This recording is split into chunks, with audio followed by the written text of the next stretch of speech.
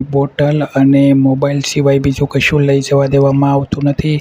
એટલે બીજો બધો સામાન તમારે અહીંયા બસ સ્ટેશનની બાજુમાં જે લગેજ રૂમ આવેલો છે ત્યાં તમે જમા કરાવી શકો છો અને ત્યાં કોઈ ચાર્જ લેવામાં આવતો નથી.